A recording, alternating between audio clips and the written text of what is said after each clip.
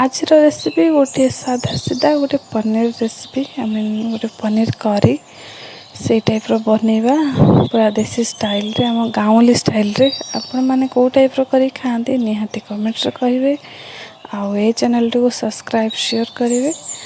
आउ चलतु आम स्टार्ट करवा पनीर। एठी मु पैकेट पनीर नहीं आपण माने चाहिए भी खोला पनीर नहीं पारे किसी असुविधा ना। आटा हाफ केजी थ्रू अधा करी अधा रखिदेवी कारण संपूर्ण खाइबेनि अल्प लोग खाइबे सो मु अधा करी। प्रथम आपको मुझे खोली दूची खोलिक बाहर करनेबी कि समय तो फ्रिज थिला सो टिके 10-15 मिनट पदा रखिदे हल्का टिके ठंडा होला परे तापर मैं काढ़ुची। आ चलते मु सिंपल स्क्वायर साइज रे मुझे कटिंग करी कि एमती किसी नुह जे स्टाइल करके कि अलगा किसी नुह बस अधा रखिदेवी आधा काटिकी छोट छोट पूरा स्क्वायर साइज मु करदे बस किसी मुझे स्टाइलिश साइज देनी। आठी मु मसला हिसाब से देची पियाज गोटे बड़ पियाजटे देची माने गोटे बड़ नुह छोट पियाजटे देची बड़ टमाटो देची अदा रसुण गोटे तेजपत्र और तेल गरम है मात्रे सुखला लंका गोटे चम्मच जीरा बस ताकू अल्प टिके जारी है तापरे ये जो मसलाटा आई मीन टमाटो और पियाज तेजपत्र को हल्का टिके नरम है पर्यंत जारिबे। एटा ए टाइप रो तो प्राय टाइम करे बहुत भल लगे बेसी मसला भी दरकार हुए जमी अधिक ग्रेवी करने चाहूँगी ताले एथरे आमे काजू टिके दे पारिबा। एटी मु काजू देइछि किंतु बहुत कम देइछि। एटी रसुण आ अदा को टिके भल भाव पेस्ट कर देइछि। काजू देखो 6-7टा खंड देइछि बेसी देइनि बेसी ग्रेवी मु करिबिनी। आठी मु जारी रखी अलरेडी तो ठंडा कर देइथिली आपको मध्य से काजू रे ग्राइंड भल भाव करदे अल्प टिके पानी दवा बेसी पानी दवानी। देखो ये टमाटो आउ ता जो जरा होता जो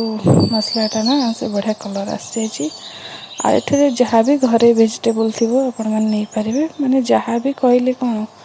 जमीक आलू गाजर मुझे नहीं आउ कोबी नहीं पारे बीन्स नहीं पारे तो बहुत बढ़िया लगे माने पनीर से पकई करने आलू मु भाजी नहीं तापर मु पियाज अल्प किछि काटिक जारी देइथिली तापर ये जो मसला मु बाटी रखिदेली ताको पकई देइथिली किंतु पकई देइथिली सो टिके भूली गली माने व्यस्तता भितर शूट करने आपण मैंने जानत तो एथरे हल्का टिके पियाज लगे आम जानती कौन मु कहीदे मसला भल भाव कषी हो सारे माने तापर मु आलू आठी माने गाजर जो ऑलरेडी भाजिक रखी ओनली गाजर आलू रे किसी पकई नी खाली अल्प टिके हल्का लुण पकई हल्दी पकई नी ताकू किसी समय कषि नेबी जमती कि से सीझी आसो भल भाव सीझी आसला एवं मसला सहित भल भाव पूरा